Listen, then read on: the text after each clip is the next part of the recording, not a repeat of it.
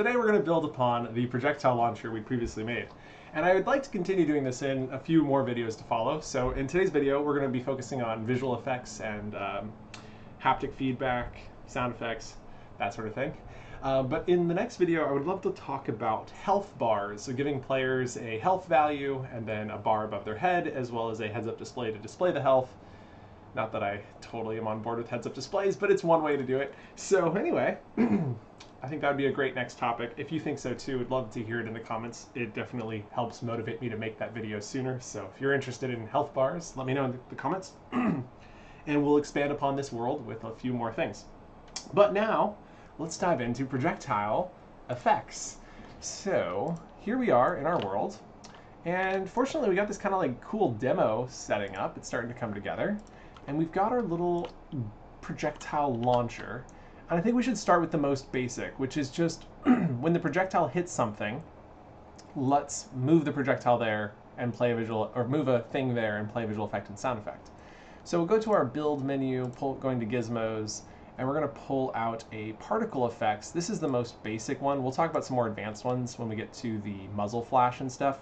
But here we have one called hit ring, which is honestly just perfect for what we need it. So I turn off play on start. I set the preset to hit ring, make sure looping is turned off. If we hit play, you can see what that looks like. We can then change the scale to like 0.1, 0.1, 0.1, and now we hit play again. And now we got a nice, more accurate hit. I might go to 0.2, give it a little bit. That way you can see it from across the map. That's better. I also like the way that looked, where it looked more like a ring rather than a circle. All right, so this is going to be our hit ring VFX.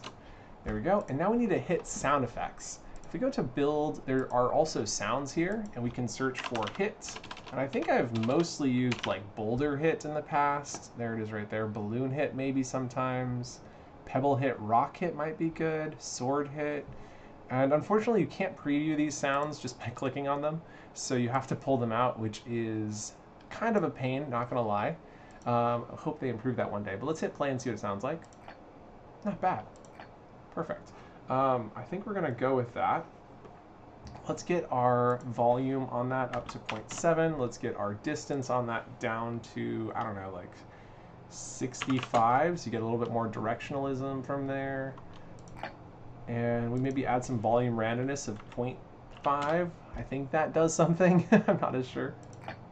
So that should make it loud. Yeah, there it goes. That was louder. That's quieter. Let's go to 0.3 and take our default volume down to 0.6.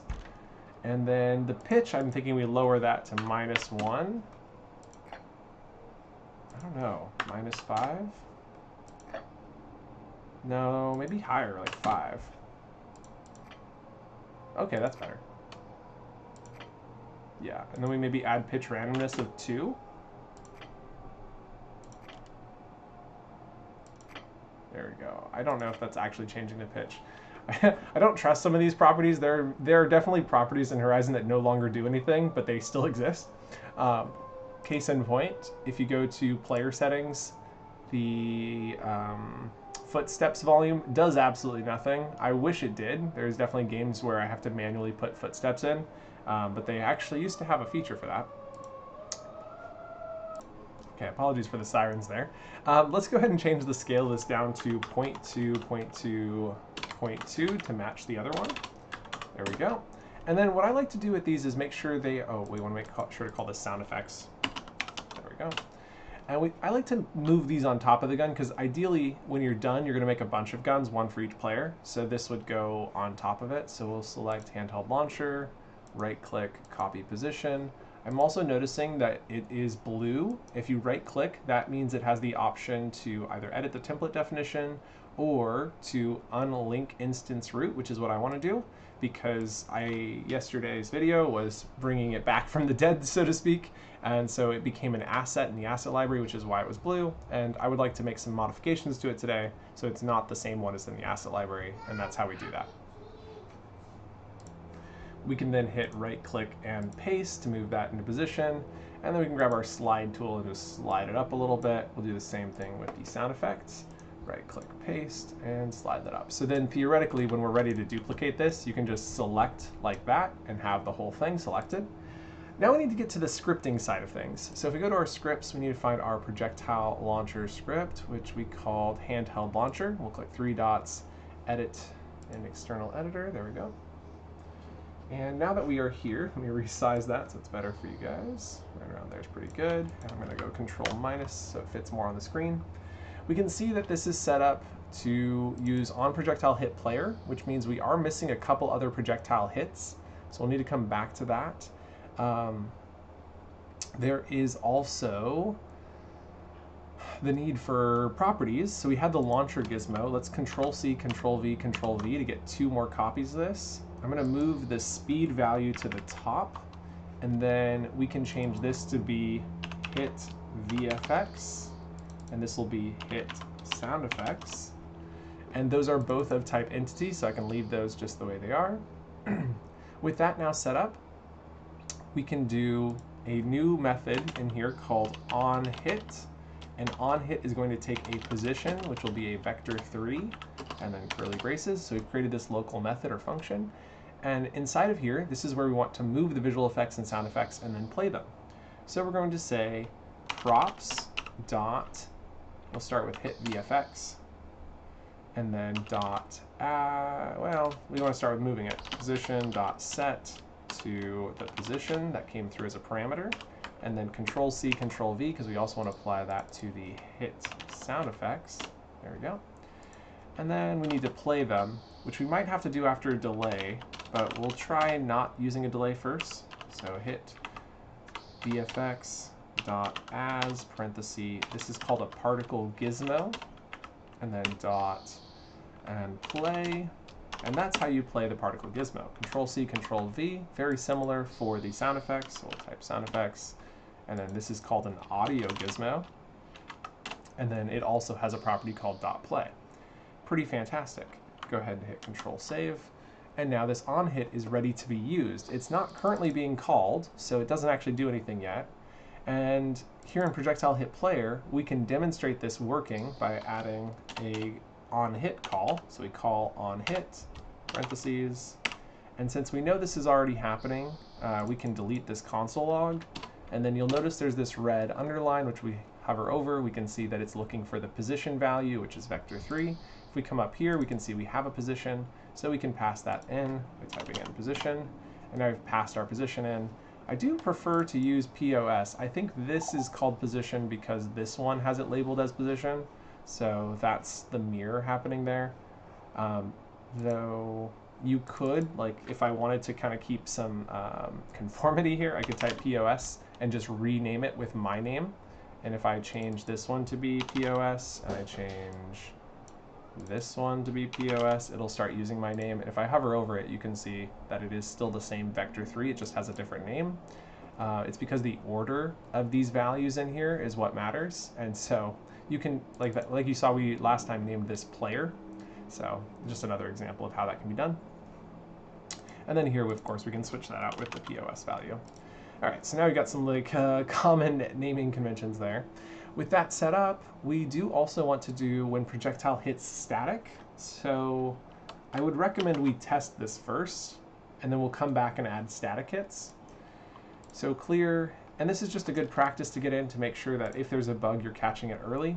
So when we click on our handheld launcher, we can go down to the hit VFX and select hit ring VFX, and for sound effects, we can do that as well. Fantastic. Now that that is set up, we'll go ahead and click World Simulation on, go to play, and we'll know that this will only work on players. So grabbing this and fire. Oh, point. There we go. And nice. That's not maybe the best sound effect for hitting a player, so it might be wise to have different sound effects for different target types, but not for today's lesson. That could be that'd be a hard one to implement, but it's possible. Okay, World Simulation off, clear. Now that we've got that set up, we want to expand upon this and create a static hit. And so up here in pre-start, this is where we do our connection. And if we duplicate this connection for the launcher gizmo, Control-C, Control-V, we can check and see what other types of projectile hits there are. So if I type projectile, we can see projectile expired, so when a projectile disappears. We have projectile hits entity, projectile hits player, projectile launch.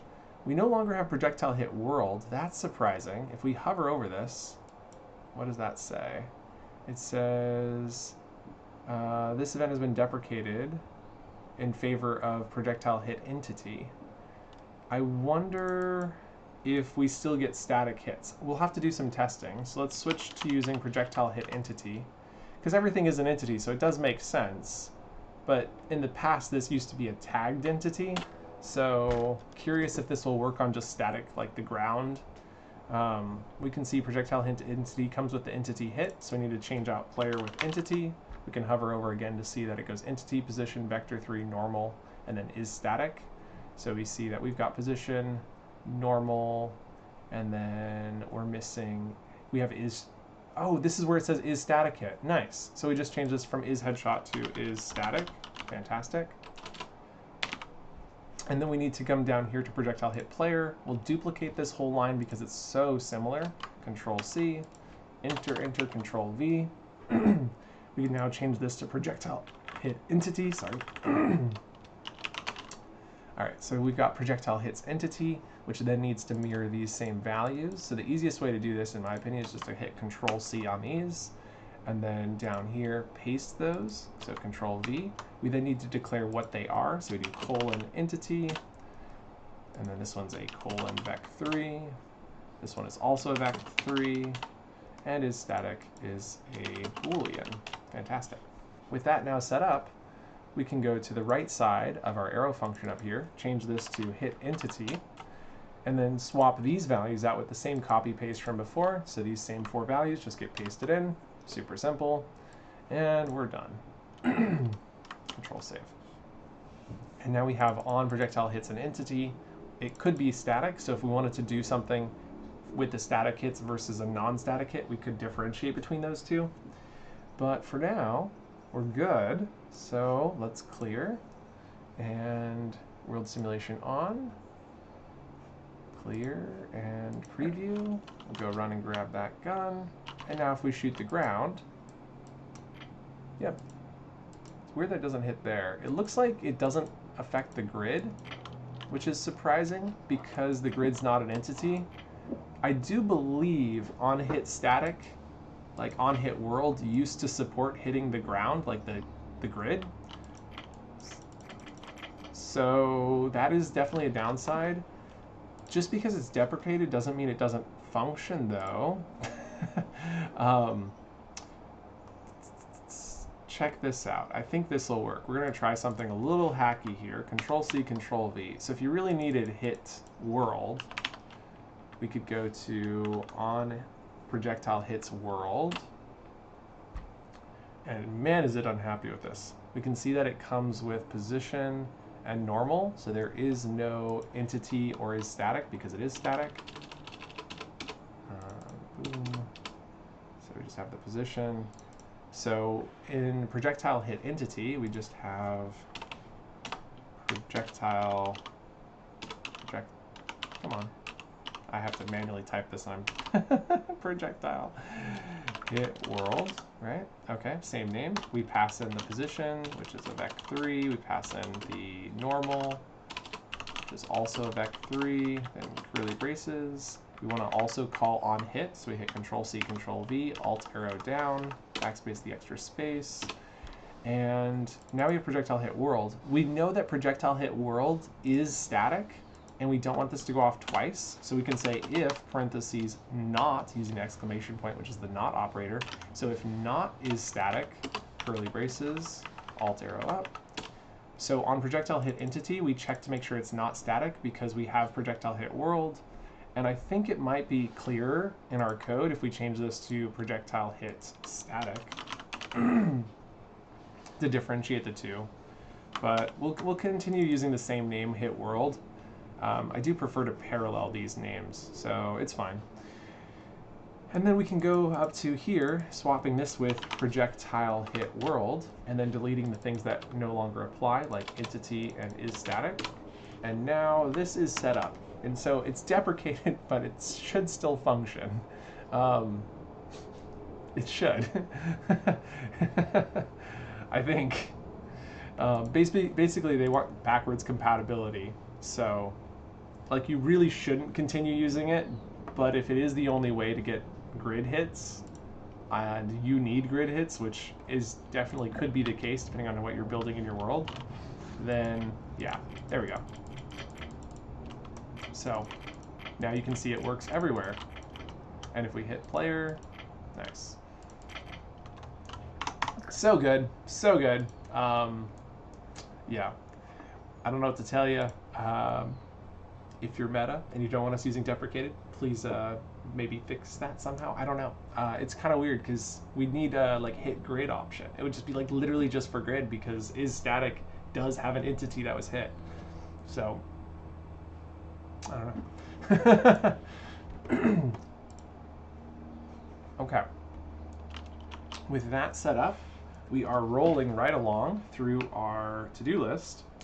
And we have 2 more sections left. We need to do the fire effects, and we also need to do the grab effects. Now, grab effects is probably not something you think of, but it should be thought of. And I just remembered one other thing that we should do, which is on hit, we should play haptics for the player who was hit. Play haptics, I'm writing this down, for hit player. Okay.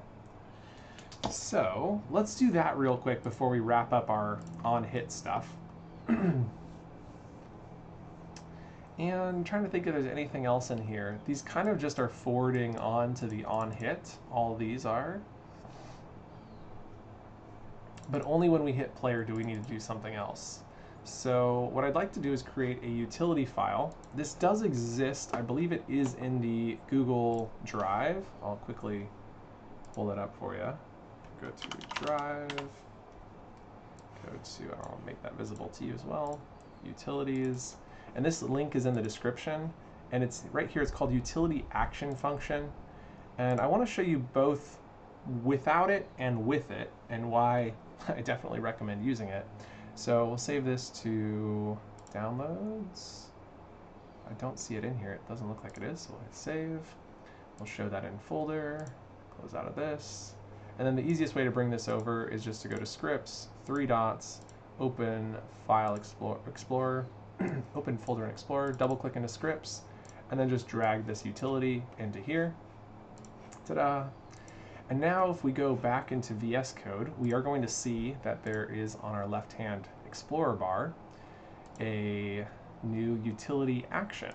If we double click on that, we can see that utility action, oh, it did require this.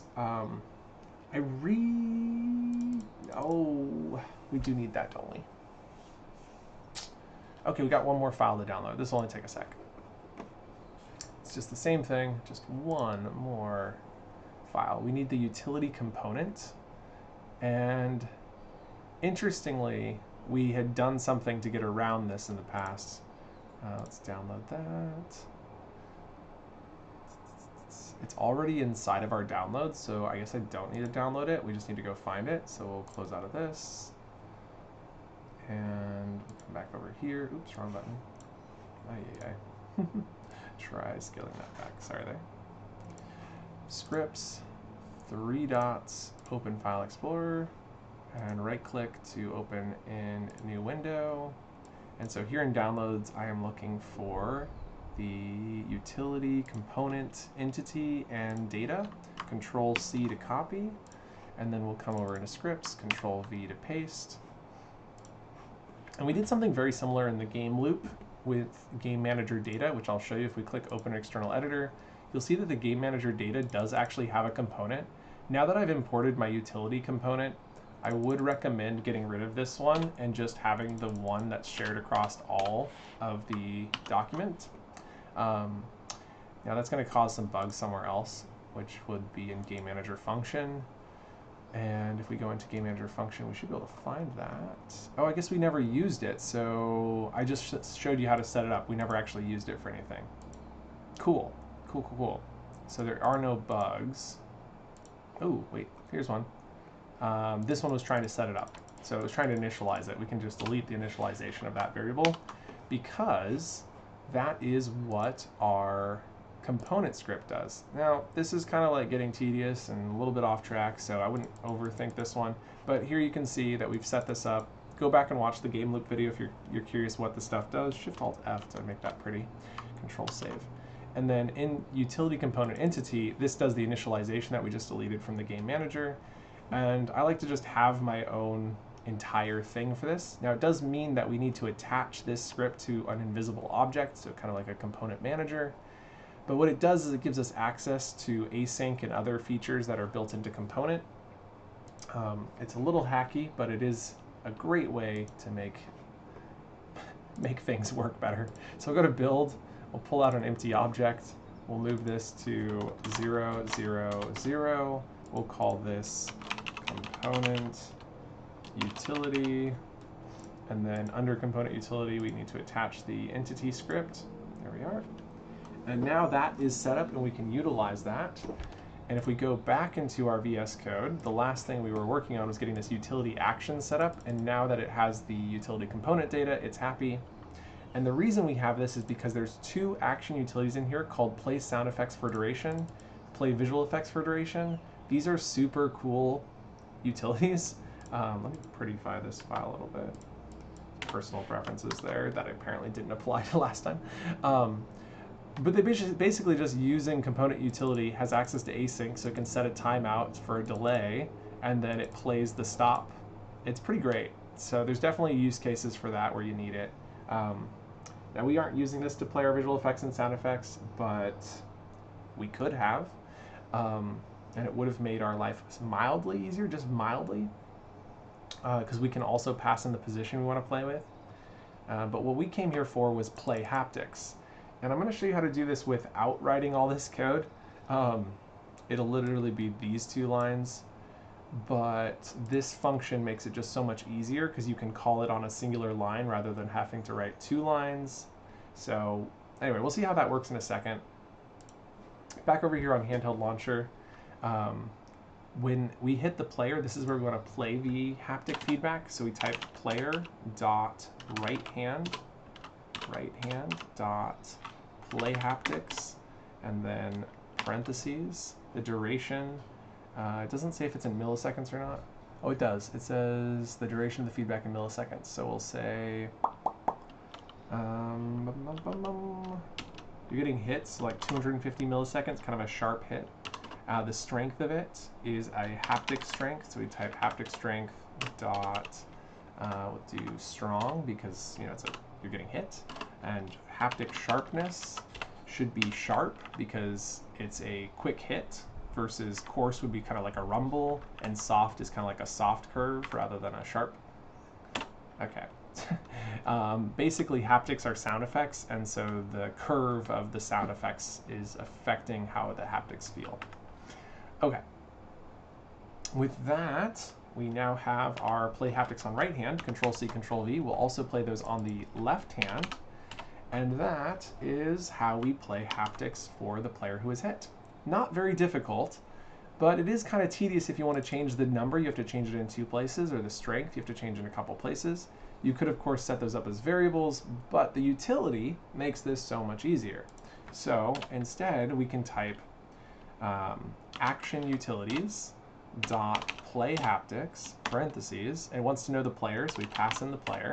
It wants to know the haptics values, which it takes as an array, so we put square brackets, and then we type 250 milliseconds, and then we type the haptic strength, which is strong, and we type the haptic sharpness, which we put as sharp, and then after the square brackets, we then do another comma where we type is right hand. Now if you do undefined, this returns the value as, it plays it on both hands, whereas if you do is right, like true or false, then that would play it on the left or right hand only. For whatever reason, we're not getting the hints like I was expecting. I wonder if this is an older version of the script. I don't think it is. We just downloaded it from the internet, but we can add code hints pretty easily. Just doing /**, enter, and then we'd say play haptics on a player. This also works on mobile players now, so that's kind of exciting. So player to feel haptic rumble. Haptics is square brackets milliseconds, so duration in milliseconds, followed by the strength, haptic strength, and strength, followed by the haptic sharpness, and then that is followed by is right hand. Use undefined to play on both hands. And here you can see that down here in the code. It says if is right hand triple equals undefined, it plays on both. Else, if right hand plays on right hand, else plays on left hand. So pretty straightforward. All right, control save. I'm worried that that won't come in. Let's see. Hey, there we go. So we've got our code hints. That means I need to update the file. So if you download this, it comes with all those code hints. So give me a second to upload that to the drive. Let's go here and replace this with the new one. Utility action function. Drag and drop in. Okay, and then that should give me a upload and replace existing file. Version 2. Nice. Okay, that has been updated on the Google Drive, so you should get the latest version with the code hints and all that good jazz. So now that we see that all set up and good to go for haptics on the player's controller, we can't really test that on the desktop editor. You would need someone to come in as a VR tester or to go and preview your world. So that's something to think about. Next up, though, I did want to change the way we play our sound effects, because as nice as this is, now that we have our action utilities, we can utilize that to make our life easier as well. And so we go action utilities dot play sound effects. We're going to start with visual effects, parentheses. The visual effect we want to play is props dot hit VFX, and the position is the position. And then Control C, Control V, change this to play sound effects. And then change this to the sound effects as well. And then we can delete all 4 of these lines, because those 2 lines do what we previously had to do in 4 lines. And that is what makes utilities like this so useful, is they make writing code just so much simpler. We don't need the .as, because this is going to automatically cast it for us. So it takes entity, particle, gizmo, or undefined or null. So it's like, I'll try my best to make it work for you. And same thing here. But yeah, so anywho, that's pretty cool. Now with those all set up and our script looking pretty nice, the next thing we need to do is start thinking about the player who is going to be firing this. We had 2 more things to do. I'm just going to take a quick breather here because that was a lot. So we're working through our to-do list, and we just finished playing haptics for the hit player. I think I want to go with the grab effects. Now this is kind of like one of those tiny little details that just really adds to the immersion. So when they grab the projectile launcher, you'll hear the sound of like picking up.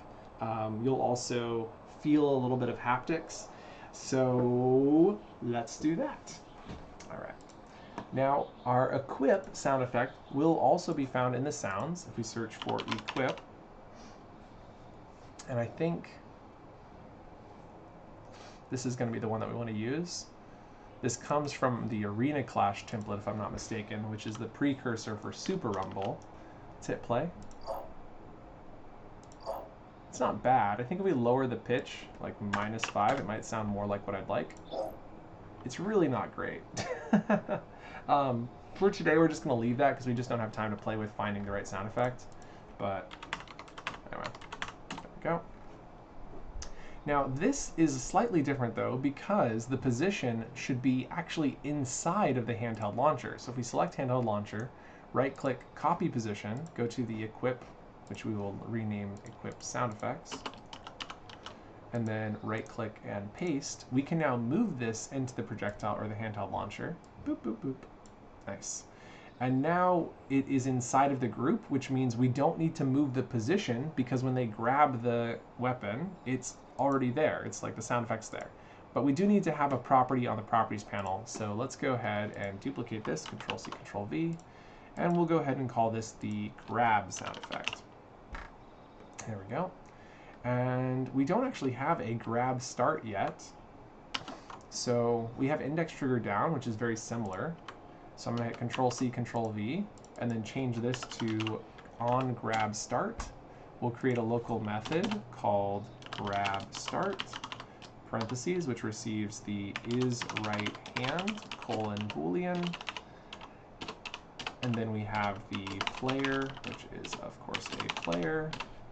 And then curly braces. We can now connect our grab start right here. Grab start. And now we need to change out this. You can see that this player is returning a boolean because if we hover over this, it starts with is right hand and then player. So we need to rename this in the correct order. So we call this is right hand, comma, and then player. We can then pass the parameters in, starting with is right hand, then a comma, and player was already there, so it's good to go. So now we've connected the grab start to the local grab start. And on grab start, we want to play the grab sound effect. So we go to our action utils once again. We go to dot play sound effect, and we simply just pass in props dot grab sound effect. And it probably wants values for the rest of this. So we say undefined, and yeah, there we go. I did notice here something that we hadn't talked about. This utility does support playing the audio for a certain set of players. That's what this array is. And if we go into the action utility for play sound effect, you will see that there is in here, it passes the player parameter in, and that will allow you to play for only a specific set of players. But if there are no players, it plays for everybody, which is what you see happening here. Anyway, kind of interesting. Okay, so now that we have this play sound effects set up, we also wanted to play haptics, and we do need to store if they are right-handed. So let's go up here to the top, right below our props, and add a is right-handed, and set that to be equal to true. And with that set up with a default value, we can then come in here and say this dot is right-handed equals is right-handed. And then, let me hover over this. Okay, yeah, that's fine. Perfect. So this one has been set to this value. And then what we can do right after the playing sound effect is call action utilities dot play haptics, parentheses. So for the player that grabbed this, we are going to play, so square brackets again, the number which will be 300 milliseconds, so a little bit softer. I'm thinking maybe even 400 milliseconds. So it lasts a little bit longer. The haptic strength will be medium, so not very intense. But what makes this really different is the haptic sharpness is going to be soft, so it won't feel that intense. Then we'll go to comma is right hand is our is right-handed boolean, and we're done. So they'll feel it, they'll hear it, and we should go test and make sure that works. We'll only be able to hear it though. Clear, world simulation on, preview, running over, grabbing. Oh, easy mistake. I make this mistake all the time. We have to click on handheld launcher and then reference the grab sound effect. So it's right here, equip sound effect, boop, nice. World simulation on, play, and there we go, nice. And if I let go of it using X, I can re-grab it, and you always get that nice grab sound. Perfect. Okay, we are cruising. We have set up so many good things, but now it is time to build one of the more exciting features, which is the fire effects. We're going to build this slowly but surely, starting with the easiest stuff. The first easiest thing to do is to add a haptic feedback when they press the index trigger down. So in addition to launching a projectile, we also want to go to our action utils, .play haptics, and for the player, we are going to play some haptics. And these are relatively quick. Like you can do this 10 times per second if your finger's fast enough. So we're going to set the value to 100 milliseconds. We're going to set the haptic strength to be relatively light. You know, you're not getting hit, so we'll say medium. You know, there's a real feel there, but it's not intense. Although I guess it is firing, right? So you're feeling that punch of it firing. So actually, let's go with strong. And then the haptic sharpness should also be, you know, intense. So not haptic strength, haptic sharpness should be sharp. There we go. Right, like, yeah, that makes sense. You make the sound effect with your mouth, you can feel the sharpness. I'm just kidding.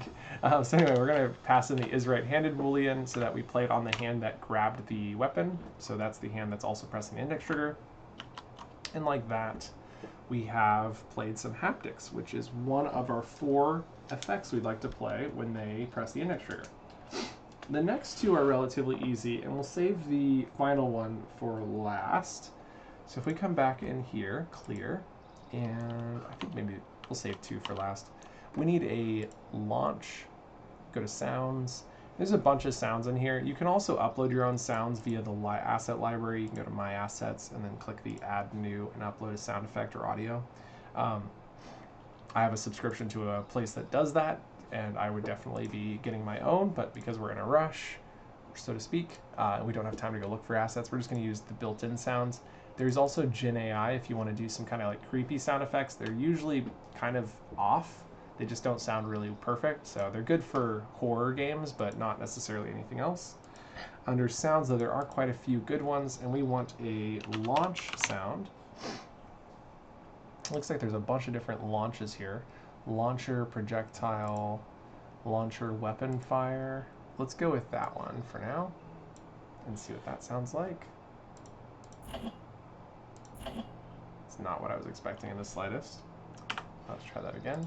Build, sounds, and once again you can see why it would be really nice if these previewed here. Oh, these say what the gun is. Weapon select, weapon launcher select, recharge, pickup. Oh, there's the pickup sound I was looking for. Bet that sounds really good. We'll pull that one out. Reloaded, fire. This has got to be the one I'm looking for. Oh, that really isn't. That really isn't. We're just going to use it, I guess. This is probably the pickup sound I was looking for. Yeah, that's better. Anyway, feel free to use those corrected sounds. We're going to just use... We're not building anything real here, so I'm not that worried. All right, let's see if we've got our positions saved. We don't, so we're going to need to go back to the handheld launcher, right-click, copy position, back to our launcher, weapon, fire, and paste. We can then slide that forward so that it's right here where the projectile launcher launches from. I am going to change the size of this down to 0.1, 0.1, 0.1, and I can really try to hone in where this is going so that the sound effect does sound like it's coming from the projectile launcher. That makes sense.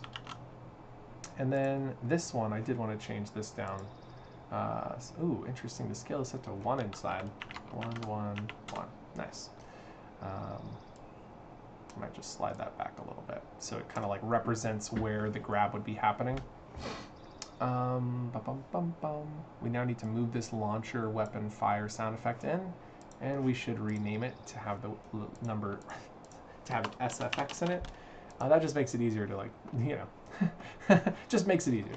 Now under handheld launcher, we do need to add a new property for this. So back in the script, we go back up here, Control-C, Control-V, change this to be the fire sound effects, Control-Save.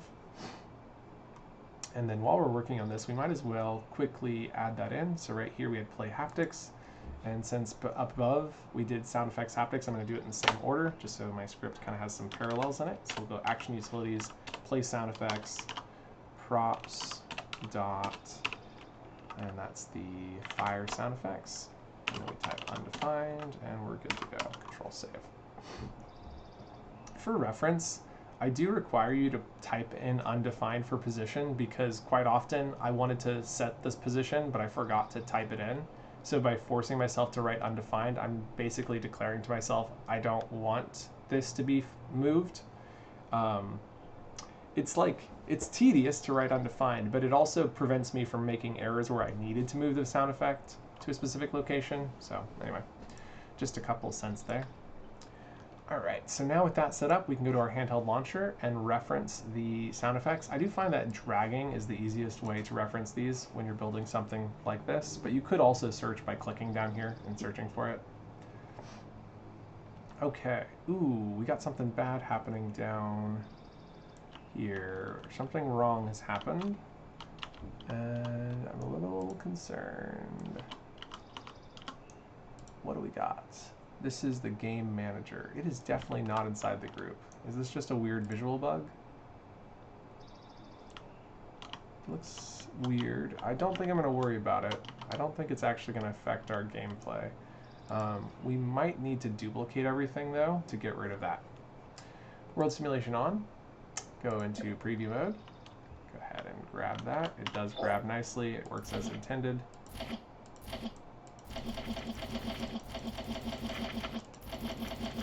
You know, it's not perfect, but it's getting the job done. So to finish that off, we're going to need to add some visual effects to the front. I did want to try and fix that weird bug we were getting, so if I select this, I can also select this. Now it's all selected. If I hit Control D, drag this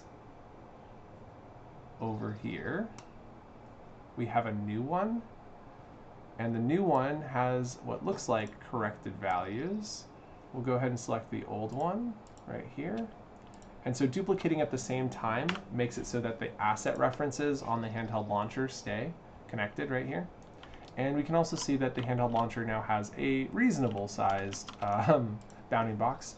And I do want to verify that it is working, so we'll hit World Simulation on, walk in, double check.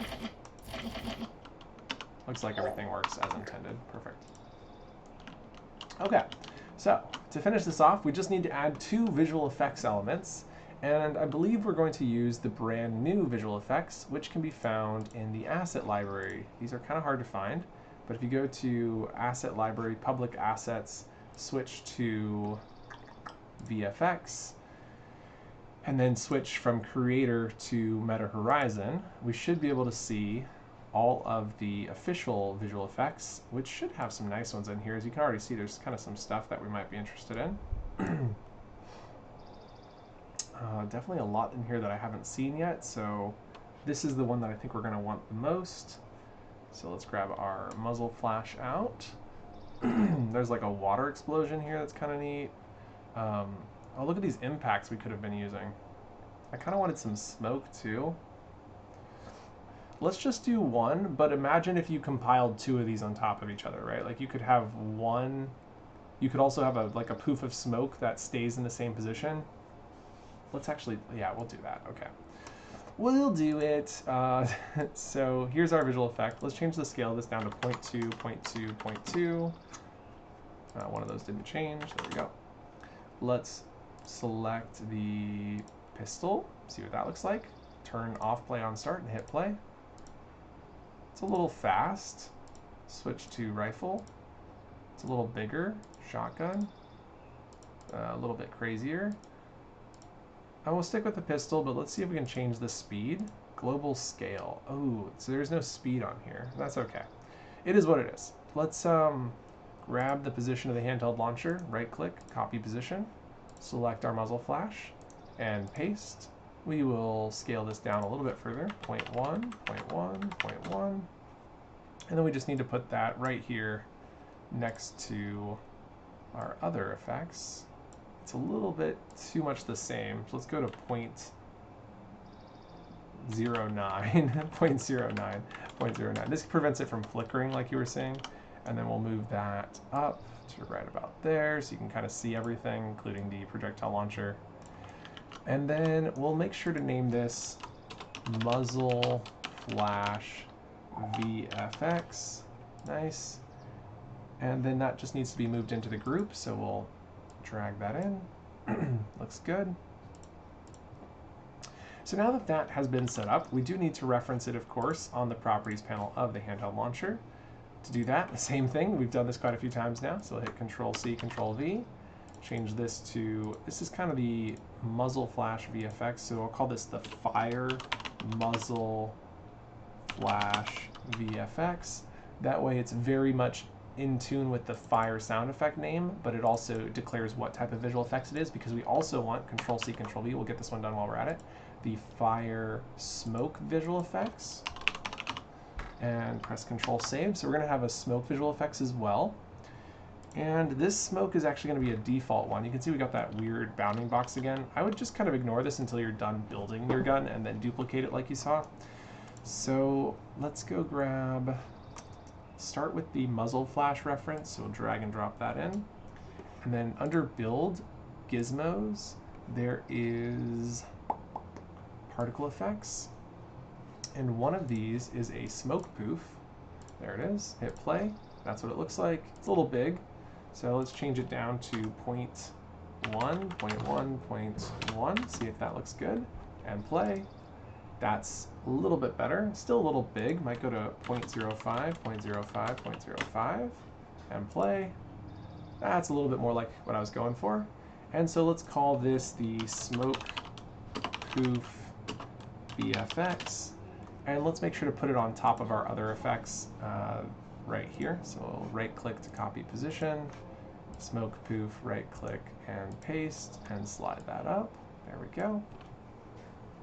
And so now that we've got our smoke poof visual effect, we can drag that into our reference fill slot down here. Perfect. Now with that set up, we just need to play these effects. So we'll go back to our script, scrolling down to index down. We saw play sound effects, play haptics. We'll put this between sound effects, although if I look down here, I do visual effects first. So we'll put the visual effects on top. And so the first thing we'll do is play the muzzle flash. So let's call action utilities dot play visual effects, parentheses. And then we'll call props dot muzzle flash visual effects. We don't want to move it, so we'll say undefined. And then action utilities dot play visual effects, parentheses, props dot smoke poof, smoke VFX, and then comma. We do want to set the position. So in this case, we need to know the position of kind of the muzzle flash, really. So let's grab props dot fire muzzle flash VFX dot position dot get. Now this is unhappy. I guess it's okay. Yeah, okay. So it's fine, because it does accept undefined as a parameter. Visual effects does, because if it doesn't have a position, it decides to just not move it. So in this case, it's going to get the position, but if for some reason you don't have this on the properties panel, it will just kind of ignore it. Okay, Control Save. Okay, so all the effects are set up and easy to use. Clear, clear, and we'll try it out. Simulation on, preview, grab. Poof. Okay, so our effect for the muzzle flash is totally facing the wrong direction, but, I mean, yeah, it's pretty good. It's pretty good. It's not facing the right way, but wow. So let's go into the handheld launcher, grab our muzzle flash, and we can see that the forward direction is the blue, because you remember RGB coordinates to X, Y, Z, and we know that Z is the forward, or if you don't know that yet, now you do. We can then go to our rotate tool, selecting rotation, change it to 90 degrees, and then rotate it on the y-axis by 90. And now if we go back to the move tool, you can see that I apparently did nothing. RGB, right? We want the blue to face forward. Let's try that again. Rotation. It says I'm rotating at 90 degrees. It doesn't look like I'm rotating at 90 degrees. If I switch back over here, we can see nothing's happened. Very curious. Very, very curious. I'm not entirely sure. Let's unselect it and reselect it. Nope. Let's try just rotating it 90 degrees right here and see if we can get that to move. It is definitely rotating, but it's not showing us that it's rotating, which is really frustrating to say the least. let's assume that it was at 0 before, so this is 90 degrees either in the right way or the wrong way. Oh, right, we can hit play. Of course we can hit play to see. Okay, so it's 90 degrees. Let's go to 0. There we go. Now it's facing correctly. All right, that was a weird one. Usually you can use those coordinates to figure that out. World simulation on, preview, and grab, and yeah, that looks great.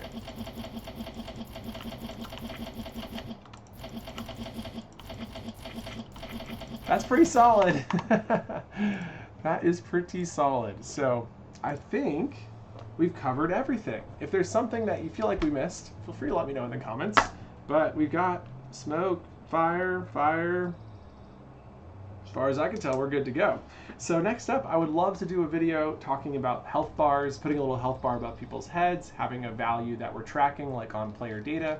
I would recommend watching the player data video if you're following that whole game loop series. Player data is where we're really going to be talking a lot more about how that health tracking even happens.